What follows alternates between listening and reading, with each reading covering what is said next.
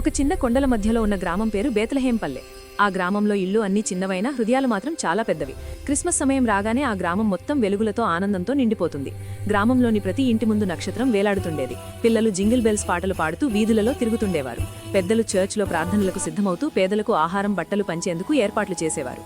ఆ గ్రామంలో రాము అనే ఒక పేద బాలుడు ఉండేవాడు. అతనికి క్రిస్మస్కు బహుమతి కొనుగోలు చేసే స్తోమత లేదు. అయినా అతని హృదయం ప్రేమతో నిండిపోయింది. ఈ క్రిస్మస్కు నేను ఎవరికైనా ఆనందం ఇవ్వాలి అని అతను నిర్ణయించుకున్నాడు. క్రిస్మస్ ఈవ్ రోజు రాత్రి రాము తన తల్లి చేసిన చిన్న కేక్ను తీసుకుని ఒంటరిగా ఉన్న ఒక వృద్ధుడి ఇంటికి వెళ్లాడు. ఆ కేక్ ఇచ్చి ఒక చిన్న పాట పాడాడు. ఆ వృద్ధుడి కళ్లల్లో ఆనందంతో కన్నీళ్లు వచ్చాయి. అదే సమయంలో గ్రామంలోని చర్చ్ గంటలు మోగాయి. అందరూ ఒక చోట చేరి ప్రేమ, శాంతి పంచుకోవడం యొక్క విలువను గుర్తు చేసుకున్నారు. రాము చేసిన చిన్న సహాయం పెద్ద ఆనందంగా మారింది. ఆ రాత్రి గ్రామం మొత్తం అర్థం చేసుకుంది. క్రిస్మస్ అంటే బహుమతులు కాదు, ప్రేమను పంచుకోవడమే నిజమైన అద్భుతం. ఆ రోజు నుంచి బేత్లెహేం పల్లెను అందరూ పక్కనే ఉన్న గంట గుర్తును నొక్కండి. తద్వారా కొత్త వీడియోలు మిస్ అవ్వరు.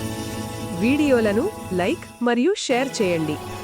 మీ సలహాలు, సూచనలను కమెంట్స్ రూపంలో మాకు తెలియజేయండి. ధన్యవాదాలు.